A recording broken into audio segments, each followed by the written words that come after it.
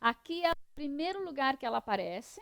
Ela vai aparecer da próxima vez com 4 itens, na próxima com 5 itens, e na última com 5 itens, os 2 últimos, o maior de todos. O maior de todos.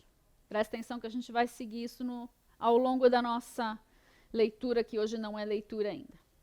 E a outra reincidência mais importante, na minha opinião, é aquele que era e que é e que há de vir.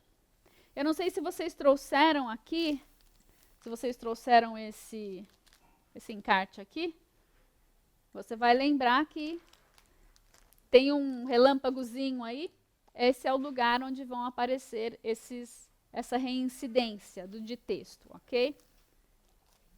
Se você não esteve aqui no dia que nós montamos esse encarte, não olhe muito para ele agora para não te distrair. Ele é bem cheio de coisa.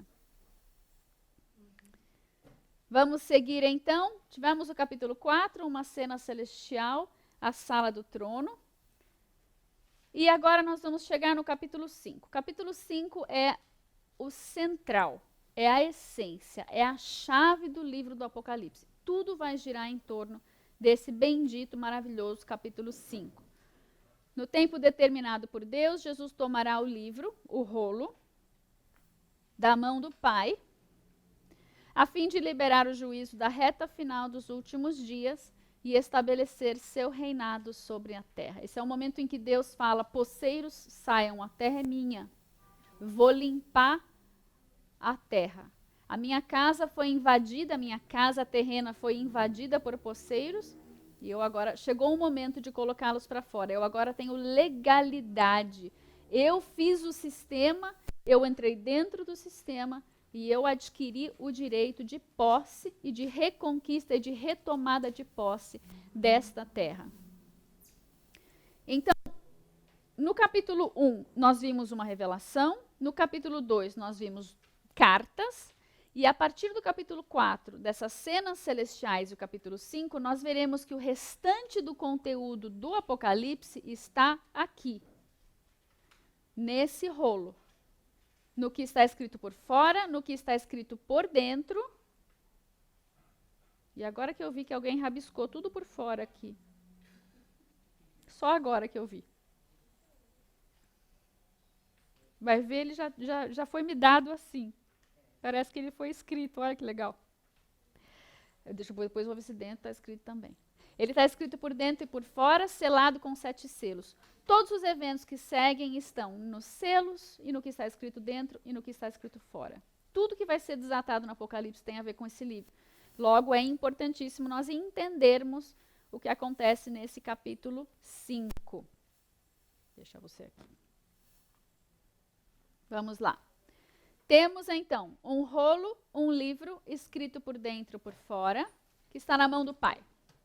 João olha para essa cena e ele ouve um anjo que procura, e procura. Ele procura acima nos céus, ele procura aqui na terra, ele procura embaixo da terra, ele procura quem? Quem é digno de abrir o livro? Quem é digno de tomar esse livro da mão do Pai? E João, ele chora por quê? Ele pranteia, ele se lamenta, ele chora copiosamente, o termo diz. Por que ele chora copiosamente? No espírito dele, ele tem um entendimento da importância desse rolo sair da mão do Pai. Alguém precisa pegar esse rolo e abrir esses selos. Faz parte da obra da redenção da humanidade, e a humanidade não estará plenamente remida se esse livro não sair da mão do Pai. Mas só tem uma pessoa que é digna. O anjo não achou ninguém digno. O que acontece aqui, então, é que João está vendo o passado. Aí vem o ancião. Ei, João, para de chorar. Para de chorar. Olha ali o leão. O leão da tribo de Judá, ele venceu e ele pode. Ele é digno. Então, João vê a cena do antes da cruz. E ele chora e entende a necessidade da cruz, a necessidade de alguém ser digno.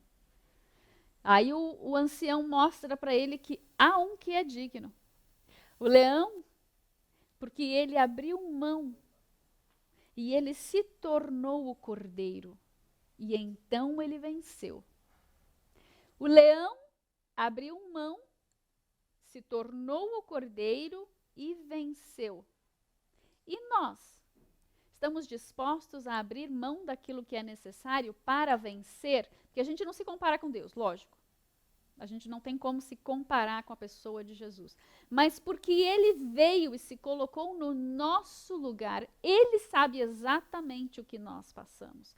E olhando ele passar o que era meu, ele levar sobre si o que era meu, me dá fé, coragem de que se ele pôde, assumindo o meu corpo, a minha fragilidade, a minha fraqueza, levando sobre si os meus pecados, transgressões e iniquidades, sofrendo tudo o que qualquer um de nós poderá sofrer, eu sei que posso vencer. Se ele diz, sede santos como eu sou santo, é porque é possível, ele nos pede para fazer algo que é impossível.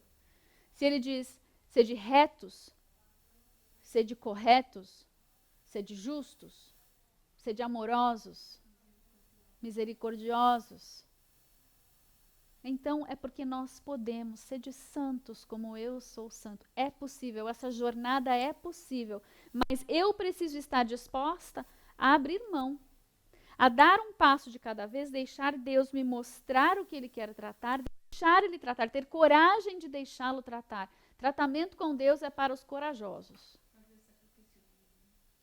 Nós somos um sacrifício vivo no seu altar. Não é mais Abraão colocando Isaac, é eu colocando eu. Deixando Deus me forjar para que eu seja 100% daquilo que Ele quer que eu seja, daquilo que Ele me criou para ser. Nós chegamos maculados demais por causa da queda e pensa que 6.000 anos depois, que nós nascemos 5.900 e tantos anos depois da queda, o tanto de iniquidade que não tem na nossa linhagem voltando até Adão. Ao mesmo tempo, nós temos o sangue de Jesus derramado por nós na cruz e não há nada mais poderoso do que isso. Mas eu preciso escolher, nós precisamos escolher. O leão escolheu gerar a redenção da humanidade. Ele escolheu se tornar o cordeiro. Ele escolheu abrir mão de tudo aquilo que ele tinha temporariamente para entrar no nosso lugar, para entrar nesse útero de terra que ele fez para que nós pudéssemos nascer. E que ele mesmo remiu com o seu próprio sangue, entrando no Santo dos Santos. Com o seu próprio sangue. Se ele fez, nós podemos fazer também. Cada um no seu quadrado, na sua dimensão, lógico. Mas nós precisamos entender que João, quando ele está ali vendo algo que Deus fez, eu fico imaginando, Deus, uau, e eu? E nós podemos falar, Deus, e eu? Como posso cumprir o meu chamado? Porque o leão se dispôs a cumprir algo que ele não podia, ele podia ter. Desfaz tudo, vamos fazer novo. Mas ele não escolheu fazer assim, ele não escolheu obliterar, destruir, abortar o seu plano. Que nós também possamos escolher não abortar os planos de Deus para as nossas vidas. E João ouve o leão dizer, o ancião dizer, olha lá o leão, mas João não vê o leão, ele já vê o cordeiro. O cordeiro que estava sobre o trono de pé, como que havendo sido morto, mas ele estava de pé. Ou seja, ele viu o Jesus após a cruz e após a ressurreição. Com as chaves da vitória e da redenção já nas suas mãos. E assim o cordeiro, o leão que venceu se tornando o cordeiro, pode ir tirar o livro da mão do Pai. E ele faz exatamente isso. E nesse momento muda tudo. Lembra que eu falei? A centralidade do Apocalipse está nesse livro. Daqui para frente é tudo que está registrado aqui que nós vamos ver. E que João vai passear e ver. E muda tudo na sala do trono no momento que Jesus pega esse livro. Tem uma mudança na adoração e ele vê ainda um outro momento. Se você reparar, lá no versículo, a gente está no capítulo 5, lá no versículo 13. E ouvia toda criatura que está no céu e na terra, e debaixo da terra e no mar, e todas as coisas que neles há, dizendo: ao que está assentado sobre o trono e ao Cordeiro seja o louvor. Aqui nós vemos uma multidão. Eu sei que o melhor mesmo é a adoração, mas a gente está só analisando as coisas, as dicas por enquanto. Perceba que todo ser, toda criatura, nos céus, na terra, debaixo da terra, no mar, onde quer que seja, em todos os lugares, todos estão adorando a Deus. Isso não acontece hoje, isso não é algo do nosso presente, isso é algo do futuro. E talvez futuro ainda fim do 7º milênio, não nem durante o 7º milênio.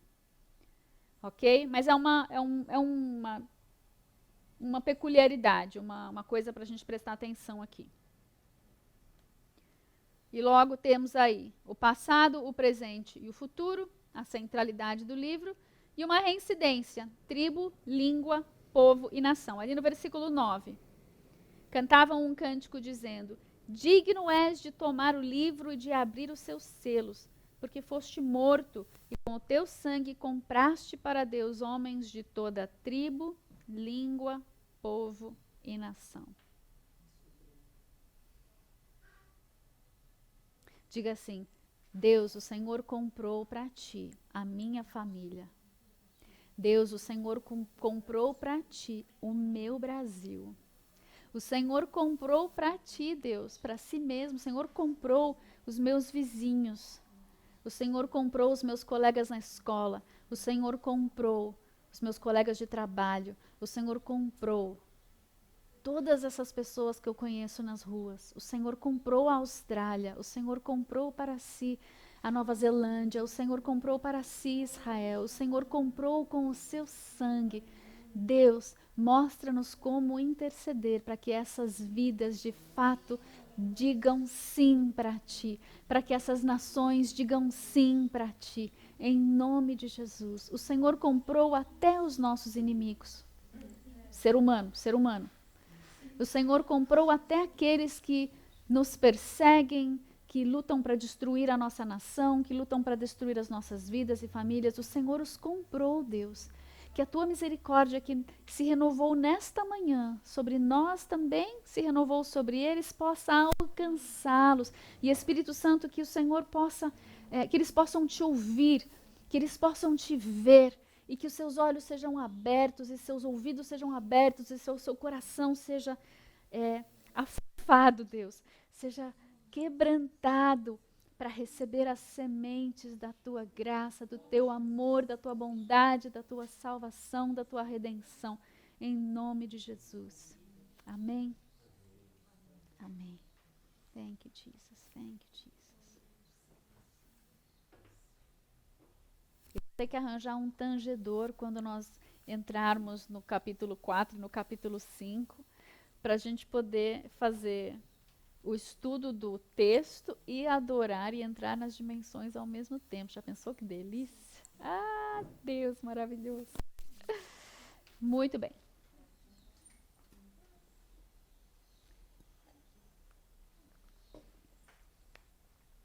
Parte 5.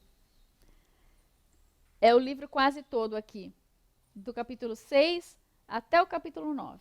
Do momento em que o livro começa a ser aberto até o momento em que a última coisinha que está escrita nele é derramada sobre a terra com a vinda de Jesus, não a segunda vinda, mas a vinda pela batalha, a vinda da conquista, da tomada de posse, da batalha por Jerusalém.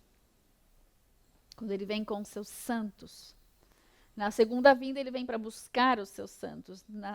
Nessa vinda, nesse momento do capítulo 19, ele vem já com os seus santos. A gente chega lá. E isso também é uma questão de interpretação, ok? Não é todo mundo que concorda com esses dois momentos de vinda. Mas vamos lá. Aqui ele vai abrir o livro e ele vai revelar e desatar a estratégia para estabelecer a justiça eterna, ou seja, para retomar a terra, para estabelecer a justiça que foi perdida na queda de Adão. E aqui nós vemos o que de fato, provavelmente está... Pode falar de fato e provavelmente na mesma sentença?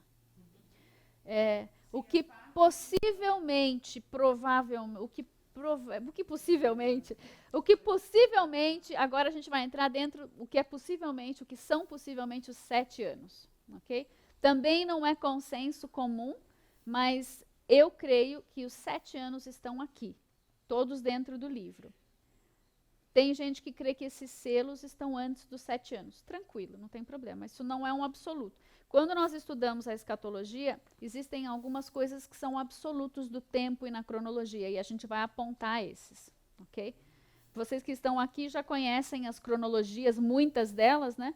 E sabem que existem os absolutos e os relativos. Mas eu vou apontar os absolutos aqui para nós. Mesmo usando um certo entendimento, eu vou apontando para vocês o que é relativo e o que é absoluto.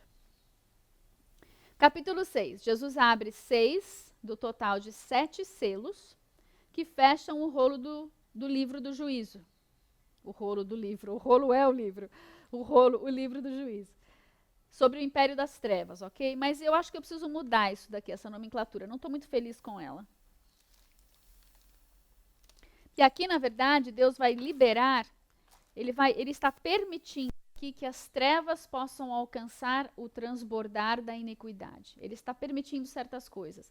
Eu entendo melhor como juízo as trombetas, porque aí Deus é que está realmente lançando coisas sobre a terra. Mas, independentemente, como faz parte do livro, e o livro é primariamente, não totalmente, mas primariamente o livro de juízo, a gente sabe que Deus está começando a permitir coisas nos últimos tempos, com o abrir dos selos e o que ele vai desatar sobre a terra com a abertura dos selos. Então, quero que você imagine aqui que nesse livro nós temos 7 selos, certo? Aqui no capítulo 6 ele vai abrir 6, vai abrir os 6 primeiros. E dentro desse livro nós temos eventos permitidos e aguardados para esse tempo. Esses eventos dos selos, eles não podem acontecer antes do livro ser aberto. Não podem acontecer depois da cruz, não podem acontecer depois da cruz lá pertinho, não podem acontecer na Idade Média. Eles só podem acontecer no momento que Jesus abrir o primeiro selo, ok? Ao meu ver, não vem acontecendo. Não sou historicista, para quem já estudou conosco, sabe a diferença entre preterista, historicista, futurista e idealista. Eu não sou historicista, não creio que os selos vêm sendo abertos desde sempre, desde a cruz, ok? Eu creio que eles têm um tempo específico para começarem a ser abertos, de modo que nós saberemos, a igreja dos últimos dias saberá exatamente quando começou a 70ª semana de Daniel. E nós veremos uma peculiaridade aqui, que é a participação dos seres viventes. Mas eu queria falar algo diferente para vocês. Vou usar esse outro slide aqui. Quero que você imagine, ok? A cena acontece assim. Jesus pega o rolo, acontece aquela adoração e tudo mais. E aí chega o momento dele abrir o rolo.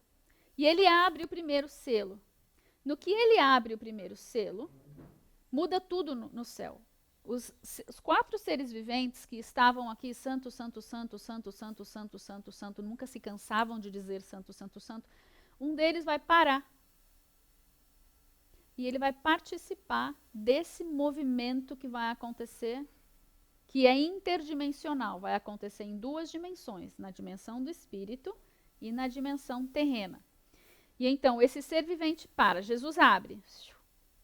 O ser vivente para e ele diz, vem!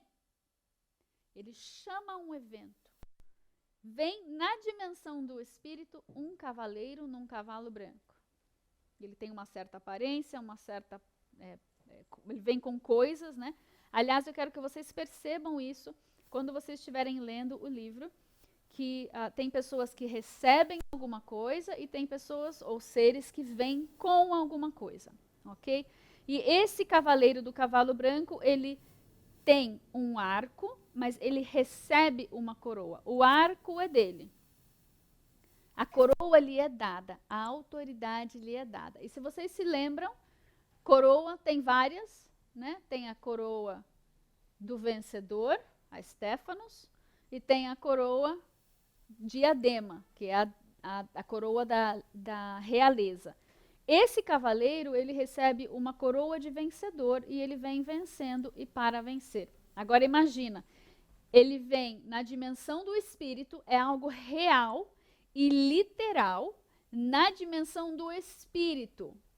Isso vai desatar sobre a terra um evento. A pergunta que não quer calar de todos, certamente, é: que evento é esse? E muitas vezes nós queremos atribuir a esse cavaleiro a pessoa de Jesus. Porque ele vem montado num cavalo branco lá no capítulo 19. Eu entendo.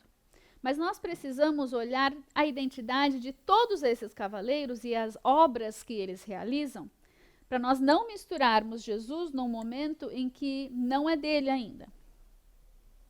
Aqui todos esses eventos e todos esses cavaleiros estão desatando eventos sobre a terra que não tem nada a ver com Jesus, não tem nada a ver com bondade, com justiça, ok? Ao meu ver, este cavaleiro não é Jesus, mas a gente não está entrando no profundo do texto hoje, né? Então, vamos apenas entender. Cada vez que Jesus abre um selo, um ser vivente para o que está fazendo, chama o evento. O evento vem na dimensão do espírito e reflete de alguma maneira sobre a terra. Qual é o reflexo sobre a terra do primeiro cavaleiro? Nós não sabemos. Explicitamente pelo texto, nós não sabemos. Nós temos várias opiniões e eu vou dar a minha. Não ia dar, mas eu vou dar. Eu creio, porque vai saber se, né, a gente não tem tempo de fazer o mergulho, então a gente sempre comecei a dar opinião esse ano. Eu creio que esse cavaleiro do primeiro selo é o anticristo. E que esse momento é o momento ali de Daniel 9:27, quando o anticristo faz ou fortalece uma aliança com muitos. E eu digo isso porque o arco é a mesma palavra de arco e flecha, é a palavra do arco da aliança. Logo, ele vai fortalecer uma aliança com muitos, ele vem com um arco. Muita gente diz que vem com arco, mas não vem com flecha. Mas, normalmente, quando você vê o texto lá no Antigo Testamento, em outros momentos, a pessoa não vem com o revólver sem bala, ela vem com o arco e a flecha está junto, está implícito, né? Mas pode ser uma chave que eu não tenha entendido e outras pessoas tenham entendimento. Mas essa é a minha opinião, ela não pode ficar fechada. A caixa doutrinária precisa ficar aberta, porque o texto não diz, ok? Sempre que o texto não diz, a gente pode ter opinião, diz que possivelmente, quem sabe, provavelmente é, mas não podemos afirmar que é. Cavalo vermelho é o segundo cavaleiro que é liberado, e ele vem para tirar a paz da terra. Foi-lhe dado, ele recebe a permissão para tirar a paz da terra, e o reflexo, quando ele vem nas dimensões do espírito, o que acontece na terra é que os homens se matam uns aos outros numa proporção estúpida, sobrenatural, um espírito de guerra que vem sobre as pessoas, um espírito revolucionário com violência, com matança. Hoje nós vemos um pouquinho, eu digo uma sombra, né? Nós vemos uma sombra disso. Não é isso, Jesus não abriu ainda o primeiro, logo não abriu o segundo, na minha opinião. Esse livro está fechado ainda, ok? Mas nós vemos uma sombra de entenebrecimento de mente e de uma polarização tamanha na sociedade que nós já estamos sendo preparados para esse tempo. Um tempo em que haverá uma violência sobrenatural, um ódio sobrenatural das pessoas umas para com as outras. Se hoje, com a política, com a problemática da Vax lá, as pessoas já não se falam mais, não sabem conversar, não sabem concordar em discordar, não sabem dar a sua opinião e ouvir a opinião da outra e falar, tá, eu não concordo com você. Gente, mas um pássaro muito grande voou ali agora. O que era? Um carcará, um urubu? O urubu vai caçar rato lá no esgoto, meu querido. Você pode limpar a cidade em nome de Jesus. Mas aqui não. Carcará pode. Também é ave de rapina, né? Mas eu gosto mais feição.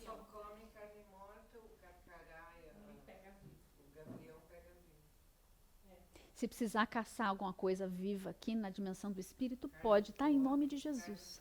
Senhor, dá ordem aos teus anjos. Gente, mas eu vi uma asa tão grande passando ali que eu falei, nossa, que pássaro grande.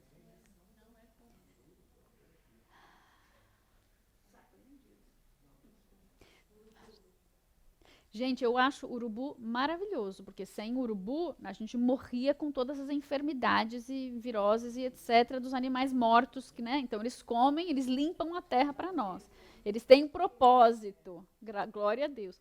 Mas na dimensão do espírito a gente não está aceitando urubu por aqui, não, em nome de Jesus. Deus manda os teus anjos para fazer a faxina, que a gente gosta mais deles. Haverá uma matança sobrenatural, e a gente já vê um pouquinho disso acontecendo hoje, né, nessa intolerância. As palavras elas estão mudando de significado, né? Antigamente tolerar era uma coisa, tipo, eu gosto de você, não concordo com você, eu tolero. Agora a gente precisa tolerar os pecados também das pessoas, senão vira pessoa intolerante, né? Tudo tem mudado, as palavras têm mudado de significado com uma velocidade que a gente não consegue acompanhar. Mas o nosso senso de justiça e o nosso vocabulário e o nosso amor precisam ser espelhados no Espírito Santo. Nós amamos as vidas, mas não precisamos concordar. Queridos, nós vamos ser intransigentes, não sei se essa é a palavra. Nós vamos ser tidos, os cristãos de verdade, a igreja remanescente será tida como intolerante nos últimos dias. Isso é fake news. Mas nós seremos tidos como intolerantes e nós não vamos arredar pé da rocha da palavra de Deus. Você que quer ser remanescente nos últimos dias, prepare-se, você será odiado. Nós seremos, se já somos tidos como quadrados, intolerantes e o diabo a quatro hoje, nós vamos ter tidos como muitas outras coisas ainda no futuro.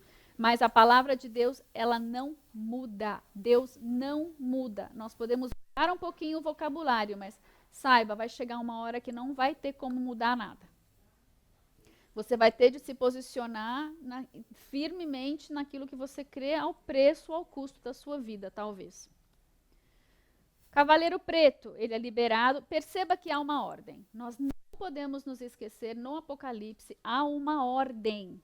Essa ordem não pode ser violada. O primeiro selo tem de ser aberto antes do segundo selo, que é aberto antes do terceiro selo, que é aberto antes do quarto. É para nós não nos perdermos, é para nós não sermos confundidos. Nós vamos saber a ordem desses acontecimentos. Nós vamos cantar a bola. Olha, agora vai acontecer isso, agora vai acontecer isso. E aí vem o terceiro selo, é aberto, que é o terceiro cavaleiro, o cavalo preto. E o cavaleiro vem com uma balança na mão e o X da questão é que nós vamos ter uma grande inflação, como nunca vimos, haverá fome na terra como nós nunca vimos e uma tremenda injustiça social.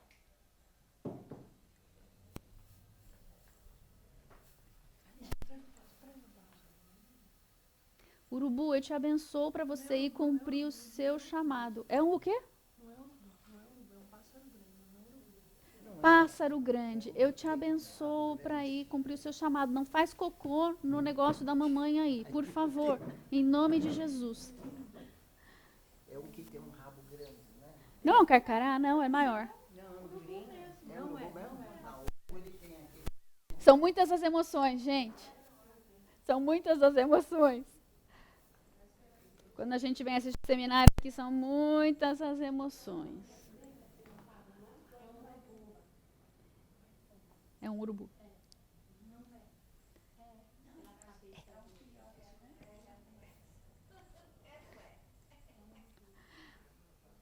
Ser que Deus criou para fazer faxina, em nome de Jesus. Já oramos, nada de ghostbusterismo. Posso continuar? Há um propósito para tudo, é verdade.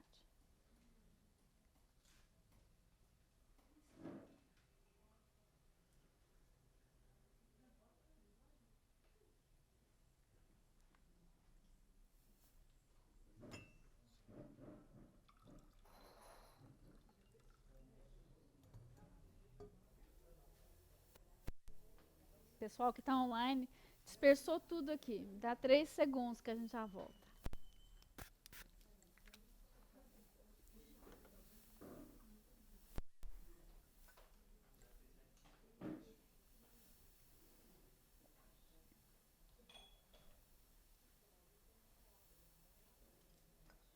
Pronto, já viram o pássaro? Voltem e sentem-se, por favor. Você não tem interesse algum em ver o urubu, né? Estou entendendo. O pássaro grande.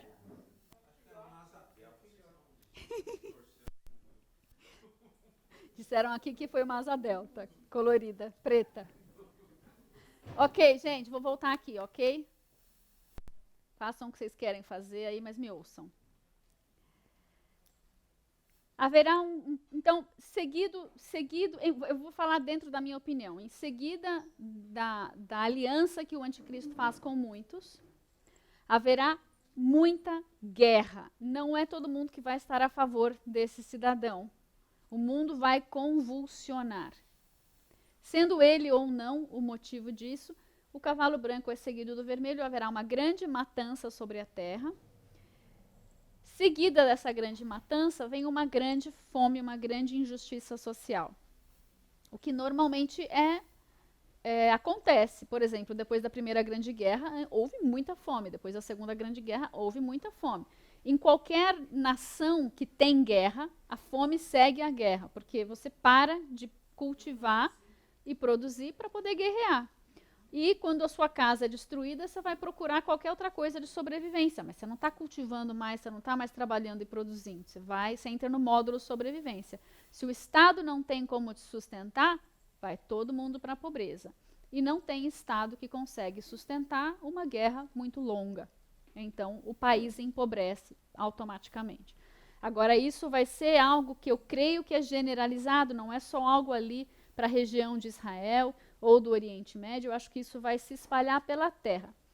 Com diferenças em algumas nações não vão ter tanta fome, outras vão ter muita fome, porque tem nação, gente, hoje que não produz absolutamente nada, importa tudo. Se ela importa das nações que estão fortemente atingidas pela guerra e não estão produzindo nada, elas não vão ter de onde importar. Mesmo que elas estejam em paz, elas não vão ter de onde importar. Então, essa é uma das grandes falácias da globalização. A globalização, são 2 lados da mesma moeda. Ela é maravilhosa porque a gente tem habilidades e coisas de outras nações que não tem aqui, que nós podemos importar, nós podemos compartilhar.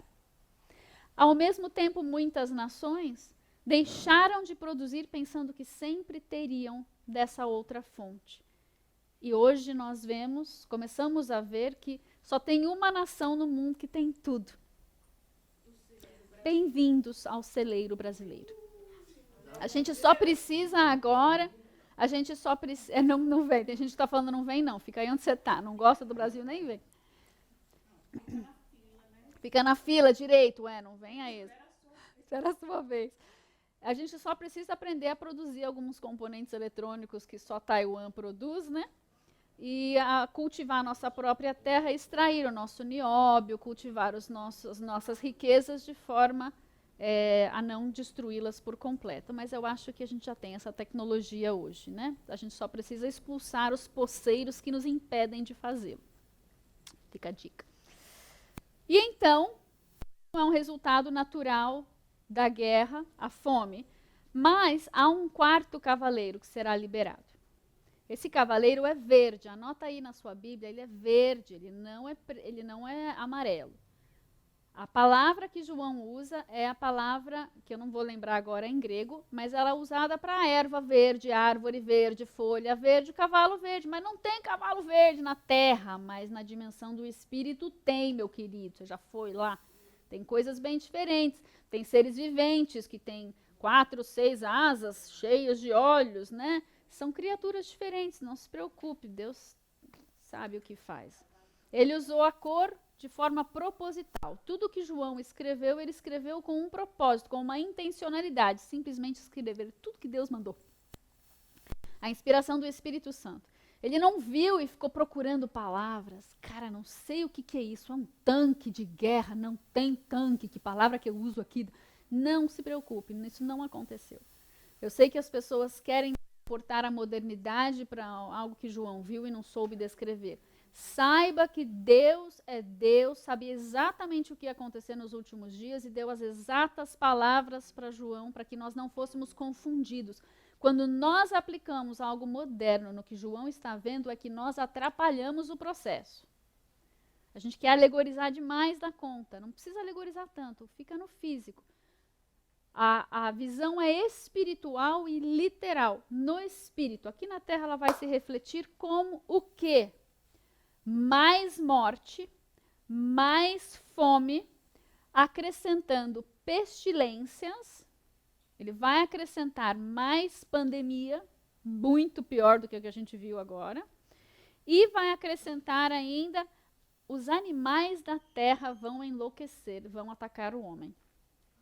Não está dizendo que vai enlouquecer, só diz que ele vai matar a humanidade com as feras da terra. As feras da terra são os animais da terra. Pássaros, animais no zoológico, sim. Animais no safari, sim. Animais dentro de casa, talvez. Consagre seus bichinhos. Consagre seus bichinhos. E esse cavaleiro, ele tem uma peculiaridade. Ele tem um nome, o nome dele é Morte. E ele vem acompanhado, ele não vem sozinho. Ele vem acompanhado do Hades. Está na sua Bíblia Inferno? Lembra lá que é Hades, só para você lembrar que o que vem junto com esse cavaleiro não é o lago de fogo. É o receptáculo da morte dos ímpios. Então a pessoa, o santo morre, ele vai para um lugar chamado paraíso. O ímpio morre, ele vai para um lugar chamado Hades. É apenas o lugar pós-morte. Ok? E vai morrer tanta gente que ele vai matar 1/4 da terra. Ele tem, vamos dizer, ele tem permissão e autoridade para matar 1/4 da população da terra. Mais de 2 bilhões de pessoas. Já chegamos no 8, né? Chegamos a 8 bilhões essa semana. Ou até o fim desse ano. E então ele já vem com o receptáculo, porque muita gente vai morrer. O que ele está dizendo é isso. Vai morrer muita gente. Vai ser assustador.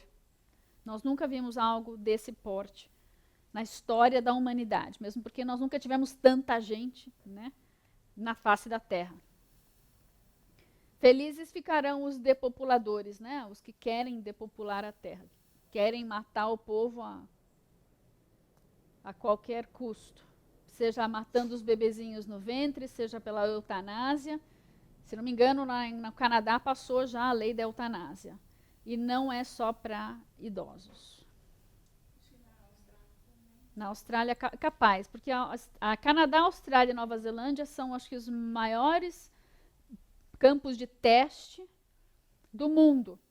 E eles estão se permitindo, estão acreditando, infelizmente. Muitas coisas estão acontecendo nessas nações que são realmente lamentáveis. Isso só tende a piorar por causa dessa lavagem cerebral, dessa narrativa terrível. Os dois, o teste da peste. Teste com T de tatu.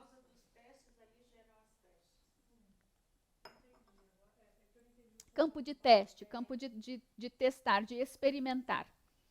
Laboratório de experimentar com a humanidade. É triste. Enfim, vamos lá.